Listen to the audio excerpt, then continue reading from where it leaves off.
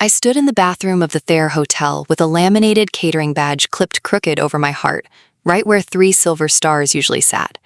My mother's voice cut through the door before I'd even finished pinning it on. "Rebecca, hurry up. The trays don't carry themselves, and for God's sake, don't let anyone think you're actually part of this family." Those 3 stars were folded at the bottom of my suitcase in a garment bag, a secret I wasn't allowed to keep and wasn't allowed to spend either. My hands, steady enough to close an open chest cavity in a moving Blackhawk, were trembling over a bow tie I couldn't quite tie straight. I had flown in on a commercial red-eye under a name with no rank attached to it, changed in an airport bathroom, and driven straight to the hotel without telling a single person at the Pentagon where I was going or why. As far as my command was concerned, I was on approved leave. As far as my mother was concerned, I was simply arriving on time, for once, to be useful. She had no idea that the daughter she'd assigned to the champagne trays was a lieutenant general in the United States Army Medical Corps, command surgeon for the nation's most classified special operations network, promoted twice through a review board that exists on no public officer roster, authorized to approve battlefield trauma protocols still above her own husband's old security clearance. To my mother, I was simply Rebecca, the one who quit. Why would a mother erase 20 years of her daughter's life just to keep one afternoon clean for the daughter she preferred? When the truth finally surfaced, would she feel shame, or would her pride find some new, uglier way to survive it? I smoothed down the blouse, picked up the tray of champagne flutes, and walked out into the crowded hallway of Cullum Hall, where 2 decades of silence were about to run out of road. Cullum Hall sits on a bluff above the Hudson River, all gray granite and old brass, the kind of building that has hosted every kind of military ceremony this country has thrown since before my grandfather was born. Today, it smelled like hot canapes and expensive perfume, the low murmur of 200 officers and their families, layered under a string quartet that kept sliding flat on the high notes. Today, it belonged to my sister. Major Vanessa Cole, newly pinned oak leaf, incoming chief of medicine at Keller Army Community Hospital, right there on post. Harvard Medical School, residency at Walter Reed, a career built in a straight, well-lit line that never once required her to plead for it. I stood at the edge of the ballroom holding a silver tray, watching generals' wives glide past me without a glance, the way you'd look past a lamp. My mother found me first. She swept over in a navy dress she'd had tailored for the occasion, took my elbow with a grip that was less affection than correction, and steered me toward a cluster of women in pearls. "Ladies, this is my younger daughter, Rebecca," she said, her smile never faltering. "She does some nursing work. Nothing like Vanessa, of course. Rebecca never had the stomach for real medicine."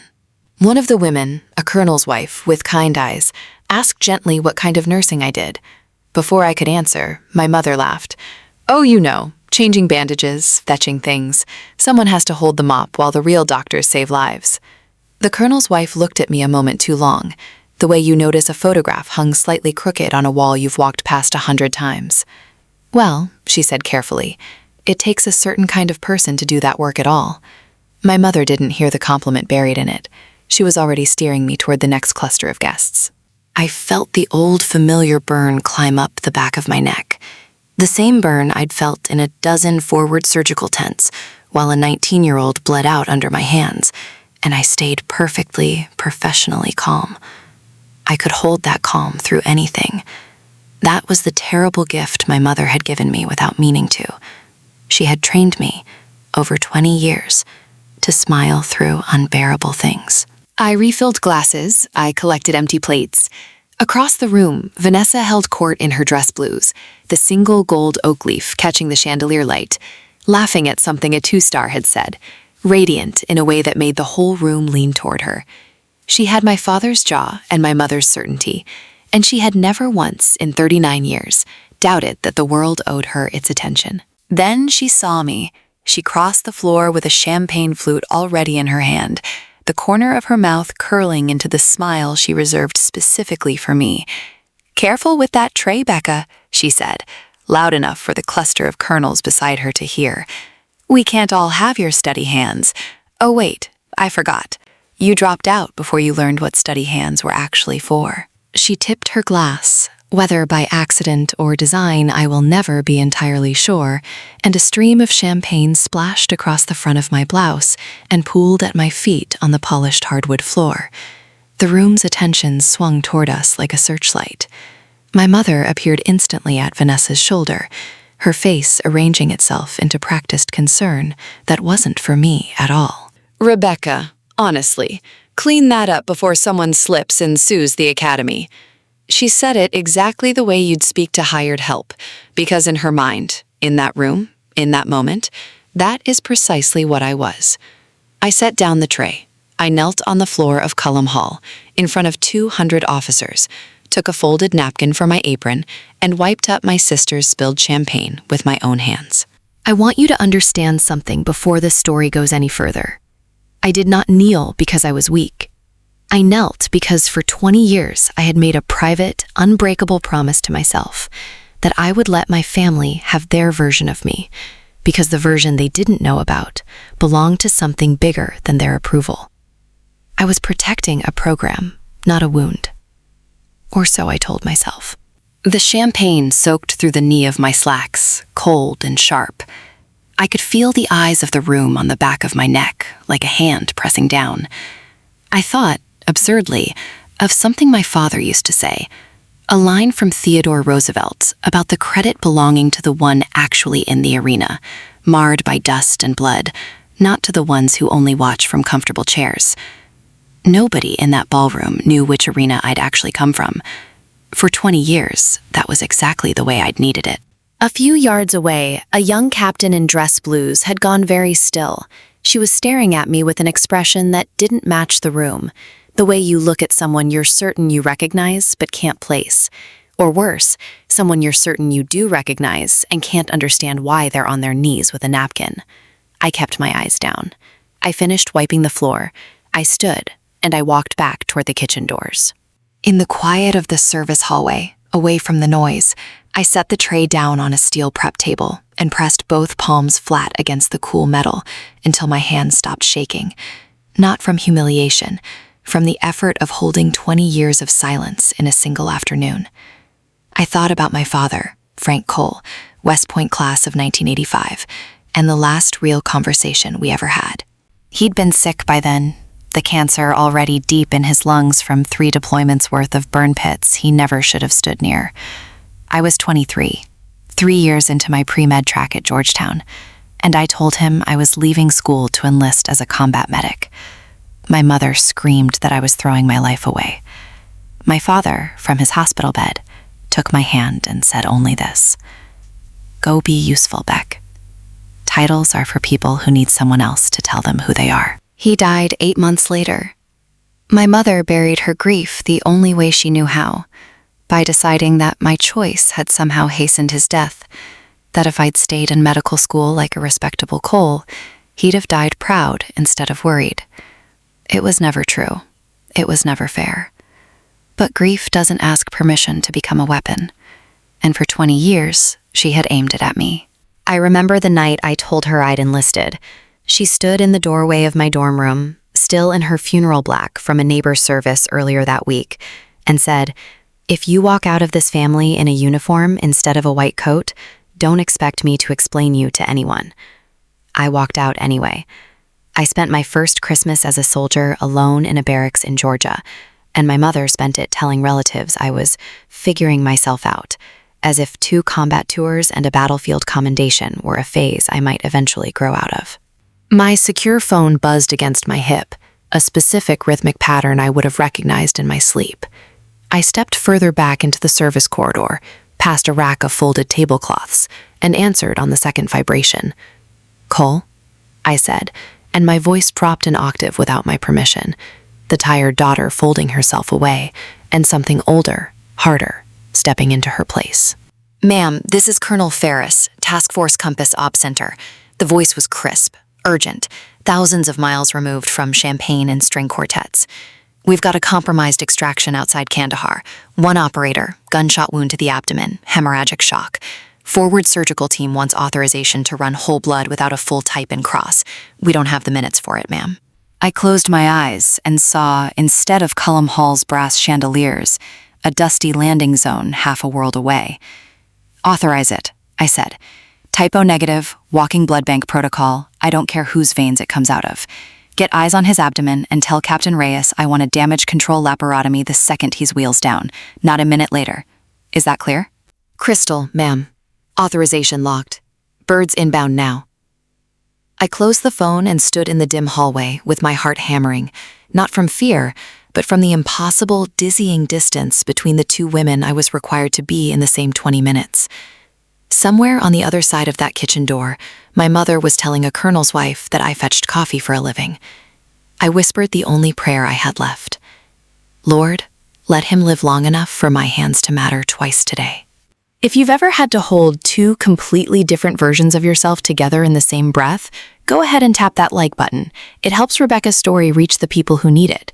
And if you've ever been made to feel small by the very people who were supposed to protect you, type the word "seen" in the comments. It lets every other person reading know they aren't carrying that alone. When I pushed back through the swinging door, my mother was waiting, arms crossed, her mouth already tight with disapproval. "Where have you been? Vanessa's about to be presented and you're nowhere to be found, as usual. Honestly, Rebecca, can you not manage to be reliable for even one afternoon?" I apologized. I picked the tray back up. I did not tell her that I had just authorized a combat blood transfusion protocol from a service hallway in her hometown. The captain, who'd been staring at me earlier, found a moment to approach as I refilled glasses near the back wall. Up close, her name tag read Ruiz, and something in my chest tightened with recognition before my mind caught up to it. 5 years ago, in a tent outside Jalalabad, a 24-year-old medic named Elena Ruiz had handed me instruments while I opened a soldier's chest on a folding table, and never once flinched. "Ma'am, General," she started, her hand rising halfway to her brow out of pure reflex, and I gave her a small, sharp shake of my head, a silence only one officer gives another. She caught herself, swallowed, and covered the motion by pretending to adjust her collar. But her eyes stayed on me, wide and searching, the way you look at a door you're certain you've seen open before. My mother, oblivious, chose that exact moment to sweep past with 2 more guests in tow. "Captain, this is my other daughter, Rebecca. She's Vanessa's little helper today. Doesn't have much of a career of her own to speak of, but she's very good with a tray, aren't you, Rebecca?" She laughed her light laugh again. Captain Ruiz did not laugh. She looked at my mother with an expression I can only describe as controlled horror, and then she looked back at me with something closer to grief. "Ma'am, it was an honor serving under your daughter," Ruiz said carefully to my mother, choosing every word like she was diffusing something live. "She's one of the finest officers I've ever known." My mother smiled the polite, empty smile she reserved for compliments she didn't understand, thanked her, and moved on without a flicker of curiosity about what exactly Ruiz meant by served under. Ruiz caught my eye one more time before I was pulled away with the tray, and in that look was a promise I understood perfectly. Not yet, but soon, this is going to come out, and I'm not going to be the one who stays silent forever either. The ceremony itself began not long after. A brigadier general presided, his voice carrying easily through the hall as he read the promotion orders, and Vanessa stood at attention while her new gold oak leaf was pinned to her collar by our mother, who cried real, proud tears for a daughter who had never once been asked to kneel on a ballroom floor. I stood at the very back of the room, behind the last row of folding chairs, exactly where I'd been told to stand. The brigadier general said something near the end of his remarks that I almost missed. "Today we also honor the quiet architecture behind every uniform in this room," he said, glancing briefly toward the back wall, where the caterers and support staff stood in our identical gray blouses. "The people who make the visible successes possible without ever asking for the credit." My mother didn't look back. Vanessa didn't either. I don't think either of them realized he'd looked directly at me when he said it. After the pinning, the reception spilled back into full swing, and my mother pressed a heavy silver ice bucket loaded with unopened champagne bottles into my hands, its cold metal biting her thin cotton gloves. "Take this around," she said, not quietly. "And do smile, Rebecca. Nobody wants to see the help looking miserable at my daughter's promotion." A cluster of nearby officers heard every word. Nobody corrected her.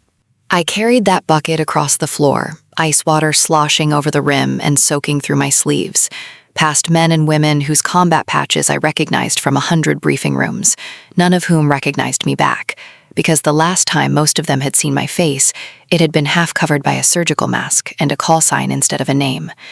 I had commanded medical operations larger than this entire post.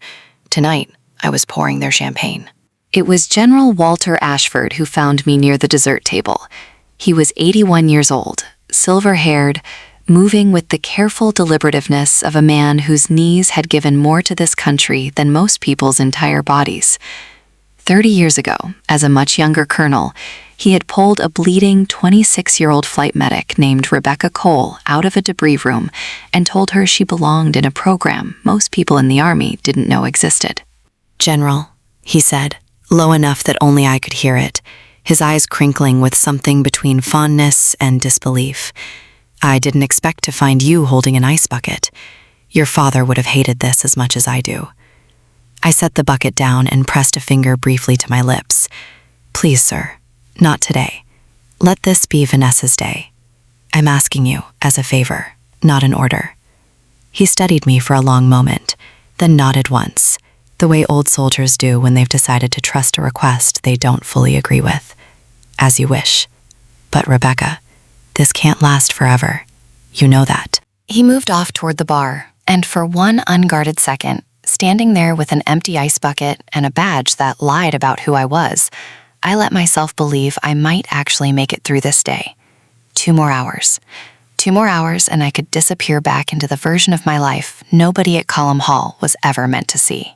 I didn't have time to finish the thought, because that was the exact moment General Ashford's face changed. It went from warm to confused in the space of half a second, one hand rising toward his own throat, his breath catching on something that wouldn't clear. I watched 30 years of composure crumble into a silent, rising panic as the old general took 2 staggering steps backward and collapsed against the edge of the dessert table, sending a tray of petit fours crashing to the floor. The room's reaction was instant and useless. Someone screamed. A young lieutenant lunged forward and began pounding uselessly on Ashford's back, while the old general's face turned a deepening shade of purple, his eyes wide with the specific animal terror of a man who cannot draw breath. Somewhere behind me, I heard my sister's voice. My sister, the newly minted major, the chief of medicine, shouting for someone to call for an ambulance, her hands hovering uselessly, her training frozen behind 20 years of a career that had never once required her to act without a full trauma team standing beside her. I was already moving. I dropped the ice bucket, I crossed the 12 feet between us in under 2 seconds, and I was on my knees beside General Ashford before anyone else had processed what was happening, my fingers already at his jaw, tilting his head, my eyes scanning his throat and lips with the flat, wordless focus of someone who has done this exact motion 1,000 times, in far worse light than a hotel ballroom. Somewhere behind me, a woman's phone camera came up out of pure reflex before she seemed to remember herself and lowered it again, ashamed. A young lieutenant colonel had already dialed 911 and was shouting the address at Cullum Hall into his phone, his voice cracking on the street number.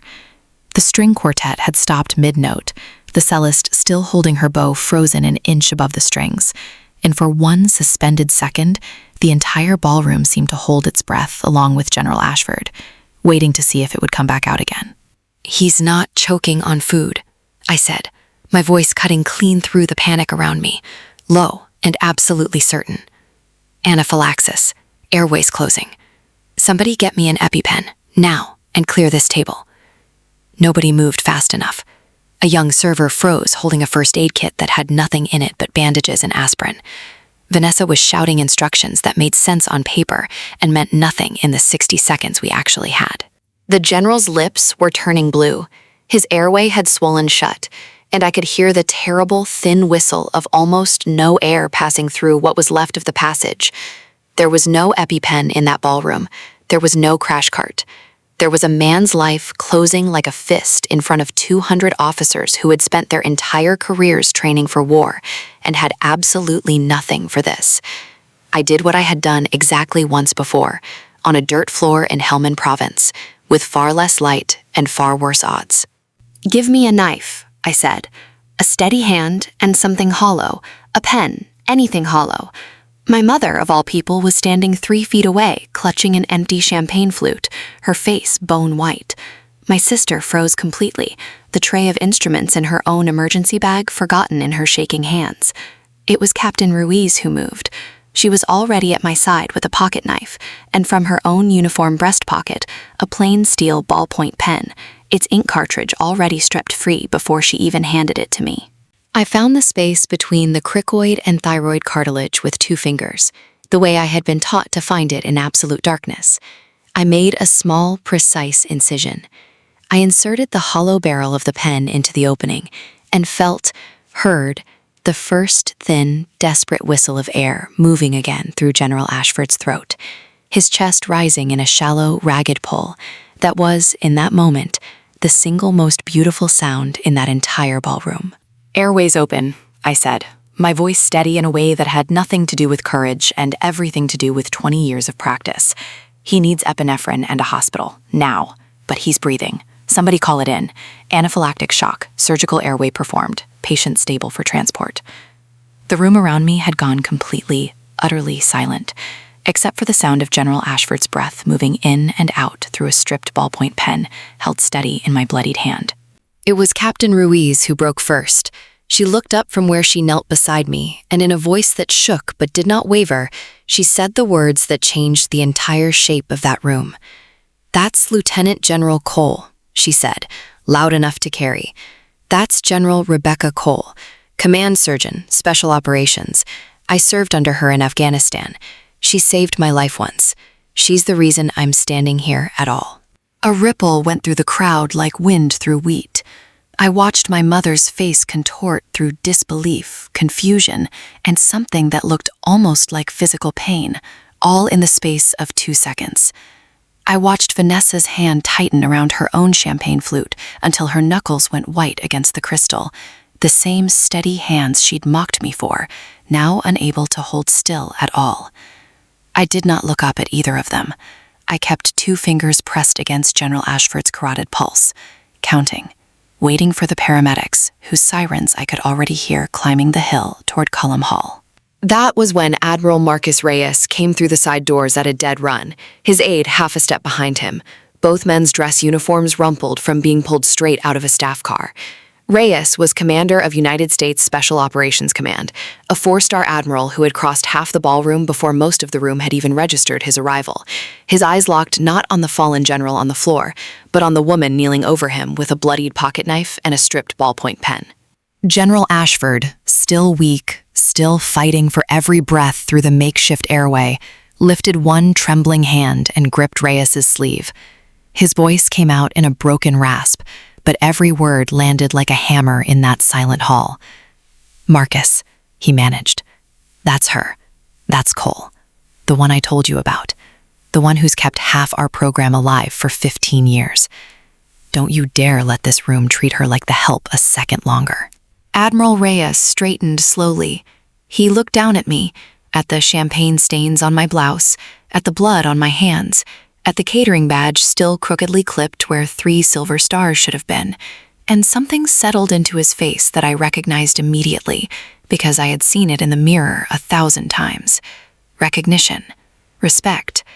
The particular, quiet fury of a senior officer realizing that someone under his command has just been humiliated in front of him, and he hadn't known enough to stop it. He straightened and raised his hand in a salute that had no regulation behind it. A 4-star has no protocol reason to salute a 3-star, and every officer in that room understood exactly what he was choosing to do anyway. "Lieutenant General Cole," he said, his voice filling every corner of the ballroom without any need for a microphone. "Forgive us, ma'am. We had no idea the command surgeon of Special Operations was standing among us tonight, serving our champagne." The paramedics arrived in the same instant, already moving to take over General Ashford's care, and I finally let myself stand. What happened next, I will remember for the rest of my life. Every officer in that ballroom, full colonels, brigadier generals, majors who outranked me on paper 12 hours ago in every practical sense that mattered to them, rose to their feet and came to attention, one after another, like dominoes falling in exact disciplined silence. 200 people, standing, saluting a woman in a caterer's blouse with blood drying on her hands. The string quartet had stopped playing. The only sound in the room was 200 pairs of heels snapping together at once. My sister stood frozen at the edge of that wall of saluting officers, her new gold oak leaf catching the light, her mouth open and no sound coming out. Slowly, mechanically, as if her own body had made the decision before her mind caught up to it, her hand rose to her brow. Major Vanessa Cole, chief of medicine, saluted her little sister, the failure, the one who never had the stomach for real medicine, standing there with a dead man's borrowed breath still whistling faintly, through a pen clenched in her own trembling fingers. My mother did not salute. My mother could not move at all. I watched the woman who had spent 20 years perfecting the exact temperature of her contempt for me simply come apart, piece by piece, in real time, in front of every officer at that post. Her hand found the back of a chair. Her knees seemed to forget, briefly, how to hold her upright. The champagne flute she'd been holding slipped from her fingers and shattered on the polished floor, and nobody so much as glanced at the sound, because every eye in that room was fixed on me. If watching Rebecca finally get the recognition she'd quietly earned for 20 years gave you chills the way it still gives me chills telling it, go ahead and hit that like button right now. And if you believe hidden light always finds its way to the surface eventually, no matter how long someone tries to bury it, type the word earned in the comments below. Let's make sure Rebecca knows her sacrifice never once went unnoticed, even when it felt like it did. I asked the room to stand down within seconds. You cannot hold 200 people at attention while a man's life still hangs in the balance. And I turned back to help the paramedics stabilize General Ashford for transport, because that was the job, and the job does not pause for anyone's revelation, including my own. I rode with him as far as the ambulance bay doors, monitoring his airway the entire way. And only when the trauma team at the hospital took over from my hands did I finally allow myself to feel the full weight of what had just happened behind me. I walked back into Cullum Hall alone. The reception had dissolved into hushed, urgent clusters of conversation, officers whispering my name and rank to each other like a password they were only now being trusted with. Admiral Reyes found me near the doors and simply said quietly, "Ma'am, I owe you an apology on behalf of every person in this building who let that happen in front of them. It won't happen again." I told him it wasn't his failure to apologize for. I wasn't sure yet whose failure it actually was. I found my sister alone in the small anteroom off the main hall, her new oak leaf somehow looking heavier than it had 2 hours earlier. She couldn't hold my eyes. "I've spent my whole career thinking I chose the harder road," she said quietly. "Medical school, residency, all of it. I never once considered you might have chosen a road I wasn't even brave enough to look at." I told her she didn't have to do this right now. I wasn't angry anymore. The anger had burned itself out somewhere between the ballroom floor and the ambulance bay. "I know," she said, "but I needed you to hear it before I lost my nerve, and before you talked to Mom." I found my mother out on the stone terrace overlooking the Hudson, standing alone at the railing in the cold evening air, her arms wrapped tightly around herself, staring down at the river without seeing it. She didn't turn when I stepped outside. "I don't know what to say to you," she said finally, her voice smaller than I had ever heard it. "I've spent 20 years knowing exactly what to say to you, and now I don't know a single word." She wrapped her arms tighter around herself, as though the cold coming off the river had finally reached somewhere deeper than her skin. "I keep replaying it. Every dinner. Every time I called you a helper in front of people who mattered to me. I was so certain of my own version of you that I never once stopped to check it against anything real." "You could start with the truth," I said, not unkindly. She flinched like I'd struck her. "The truth." She said it like the word itself hurt. "The truth is I was so afraid of losing you the way I lost your father. Being angry was easier than being scared. If I was disappointed in you, I didn't have to picture you dying somewhere I'd never see." Her voice caught. "I know how that sounds." The wind off the river was cold enough to sting, and for a long moment, neither of us said anything at all. I thought of something my father used to say, a line he'd borrowed from Winston Churchill and repeated so often it had become his own. Courage is what it takes to stand up and speak. Courage is also what it takes to sit down and listen. I had spent 20 years standing up in silence. It was time, I thought, to let someone else finally sit down and listen. "There's something else," my mother said, and her voice cracked in a way I'd never once heard it crack, not even at my father's funeral. 10 years ago, a letter came to the house from Army Human Resources Command, the kind of routine administrative envelope that goes out through normal channels, no matter how classified the work behind it is. It had your name on it. Some kind of citation, a commendation. I don't even remember which one now. I opened it before you ever saw it. I read the words, "Extraordinary Heroism Under Fire," and I felt something in my chest that I couldn't name. I threw it away, she continued, staring hard at the river, unable to look at me. I told myself it didn't matter, that it was probably some routine paperwork, but that isn't why I threw it away. I threw it away because I was so afraid of how proud I would feel, and how much that pride would mean I'd been wrong about you for years already. It was easier to keep the letter from existing than to admit what it would have cost me to read it twice. "There's one more thing," she said, and this time her voice dropped almost to nothing. "A few months before your father died, a general called the house. Older man, very formal. I thought it was a courtesy call, the kind the Army makes when someone's dying. He talked to your father alone, in the bedroom, for almost an hour. I never asked what was said. I assumed it was goodbyes. She finally looked at me.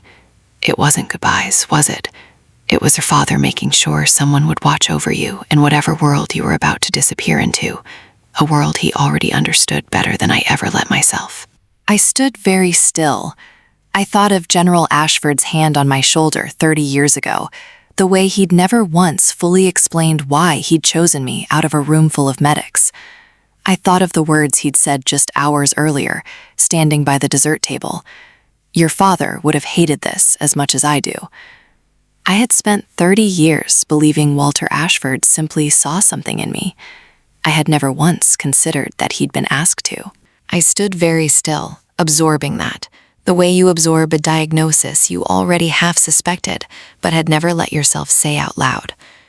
Somewhere in a landfill outside our old house was a piece of paper documenting the day I'd carried a wounded gunner 400 meters under fire, a day I had never once been allowed to mention at my own family's dinner table, a day my mother had known about and buried on purpose twice, once in the ground and once in her own silence. "I'm not asking you to forgive 20 years in one conversation on a cold terrace," she said. "I don't think that's a fair thing to ask of anyone. I'm only asking you to let me try. I want to spend whatever time I have left being the mother who finally sees you, instead of the mother who spent 2 decades looking straight through you, because it was easier than looking at how wrong I'd been." The drive back to Highland Falls that evening was quiet in a way our family car rides had never once been quiet before. Not the tense, brittle silence of old resentment, but something closer to the hush after a storm has finally broken. Vanessa sat in the back seat, staring out the window at the dark hills, occasionally opening her mouth to say something and closing it again, as if every sentence she reached for still felt too small for what had happened. We pulled into the gravel driveway of the house where I'd grown up. The same wraparound porch, the same peeling white railing my father had promised for a decade to repaint and never did. My mother didn't go inside right away. She sat down heavily in one of the old rocking chairs, and after a long moment, she reached into the pocket of her cardigan and pulled out a small bottle of my father's favorite bourbon, the good stuff he'd only ever opened for weddings and homecomings.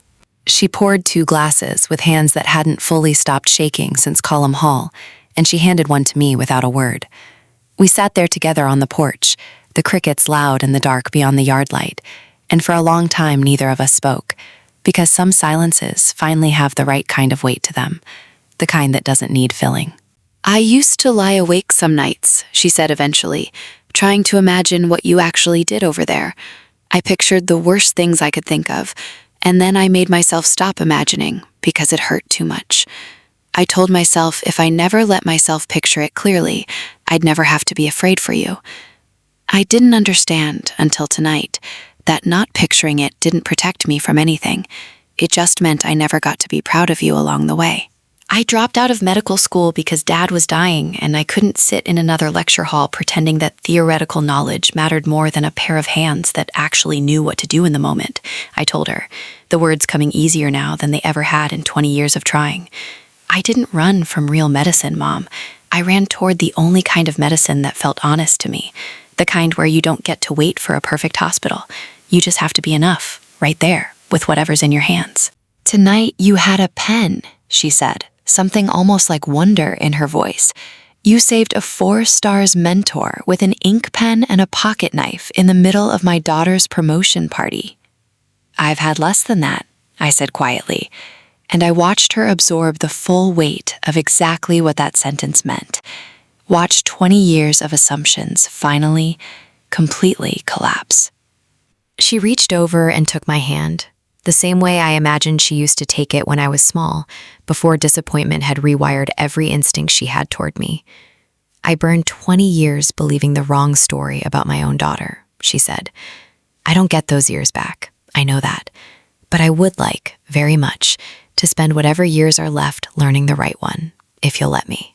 There were nights I almost told you anyway, I admitted, the bourbon warm in my chest, the porch light humming above us the way it always had. Not because I wanted credit, because I was so tired of watching you look straight through me. But every time I got close, I'd think about the men and women under my command who couldn't tell their own families what they did either. And I'd think, if I break silence for comfort, what does that say to them? So I stayed quiet. I told myself it was discipline. Some nights it just felt like loneliness wearing a uniform. I thought of a line from the Book of Jewel that my father used to quote when things had gone badly and needed rebuilding. I will restore to you the years that the locust hath eaten. I didn't know, sitting on that porch, whether 20 years could ever be fully restored. But I knew, for the first time since I was 23 years old, that my mother was finally trying to hand some of them back. Sunday morning arrived soft and golden, sunlight pouring through the kitchen windows the way it always had. Vanessa stood at the stove, awkwardly flipping pancakes she'd clearly never made without help before, her dress blues traded for jeans, and one of our father's old West Point sweatshirts. When I walked into the kitchen, my mother did something she had not done in 20 years. She stood up from the table, pulled out the chair beside her, and set a fresh cup of coffee in front of it before I had even sat down. Your coffee, General, she said, and there was no mockery in those 2 words, only something quiet and careful, like she was still learning how to hold something fragile without breaking it. Later that same morning, she drove into town and came back with a small brass plate and a length of dark polished oak. I found her in the living room that evening, carefully clearing away a shelf that had held nothing but Vanessa's medical school diploma and swim team trophies for as long as I could remember, making space, with trembling but determined hands, for something new. I want anyone who walks through this front door to know exactly who lives in this house, she said, not looking up from the shelf. I spent 20 years hiding your light because it made my own choices feel smaller by comparison. I'm done doing that. I don't care how long it takes me to say your rank without my voice shaking. I'm going to learn to say it proudly, out loud, in front of anyone who'll listen.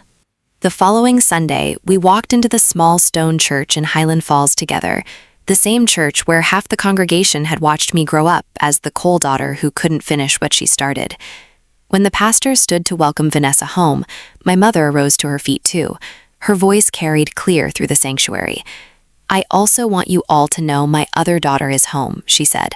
Rebecca is a lieutenant general in the United States Army. She spent 20 years saving lives most of us will never know about, and she did it without ever once asking this family for the credit. I am the one who failed to give it to her. That ends today. Silence moved through the pews. Then applause, starting with Mrs. Patterson in the 3rd row and spreading until the whole congregation was standing. I didn't shrink away from it. For the first time in that town, I let myself simply stand in it, and I found myself already thinking about the young medics back at Walter Reed. who never got a room to stand up in at all. Weeks later, the story of Cullum Hall had made its way through every officers' club within 100 miles, and I found myself back at West Point on a gray autumn morning, invited to give the keynote address at commissioning. In the front row sat my mother, spine straight, pride she no longer had to manufacture. Beside her sat Vanessa, and beside Vanessa, Captain Elena Ruiz, who had put in for a transfer to my command the week after Cullum Hall and never once looked back. I looked out over the sea of young faces and their crisp white uniforms and saw myself, 22 years old, terrified, certain the world would never see what I actually had to offer it. I did not begin my remarks with a list of classified operations or a summary of a career I still couldn't fully discuss. I began with the sound of a stripped ballpoint pen. There is a kind of courage that never makes it into a citation, I told them. It is the courage of doing the work exactly right when no one is watching, and being willing to let that be enough, even if the credit never comes. I looked directly at my mother as I spoke the words that had carried me through the worst of it. Words I had first read scrawled in my father's careful handwriting inside the front cover of his old field manual. The measure of a person is not what the world sees them do. It is what they choose to do when the world isn't looking at all. My mother's chin trembled, and a single tear traced its way down through 20 years of hardened pride. Somewhere in your career, I told the graduating class, someone is going to underestimate you in a way that actually hurts. When that day comes, I want you to remember that the correction doesn't have to come from your anger. Sometimes it only has to come from your hands, doing exactly what you were trained to do, at exactly the moment it matters most. Then, with a voice that finally didn't waver, I announced the founding of the Unseen Valor Scholarship, a fund established to support combat medics and Army nurses pursuing advanced medical training, the ones the world tends to walk past on its way toward the officers with the fancier titles. This is for every person who has ever been told the hands-on work is somehow lesser, I said.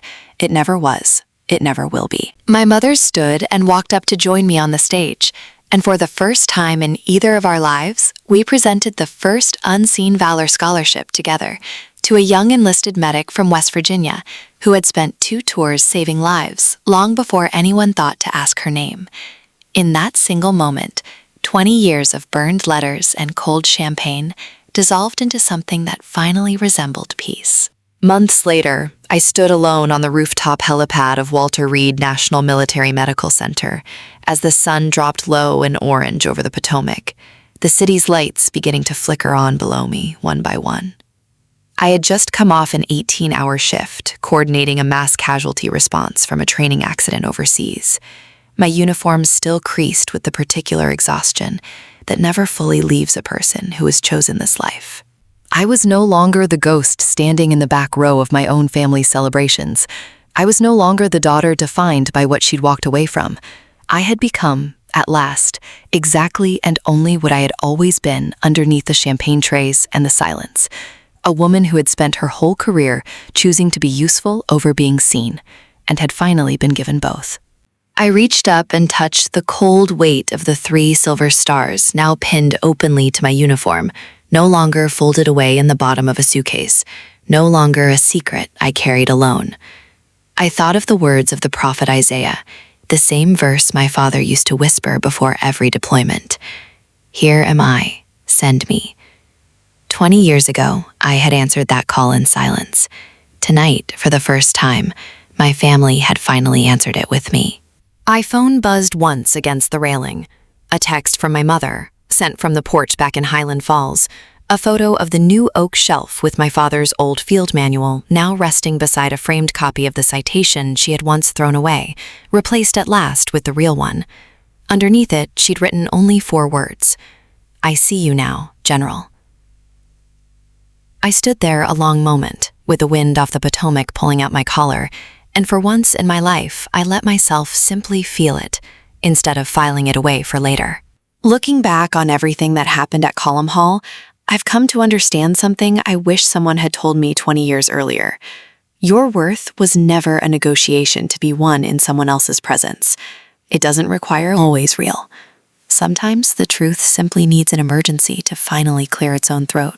If Rebecca's story stayed with you the way it stayed with me telling it, I'd be so grateful if you'd support this channel with a like and a subscribe. It's genuinely what lets us keep bringing you stories like hers. And before you go, I want to ask you something. Have you ever had to stay quiet about your own worth, waiting patiently for the right moment to finally let the truth speak for itself? Tell me in the comments with the word ready. I read every single one of them. Thank you for walking this whole journey with Rebecca. God bless.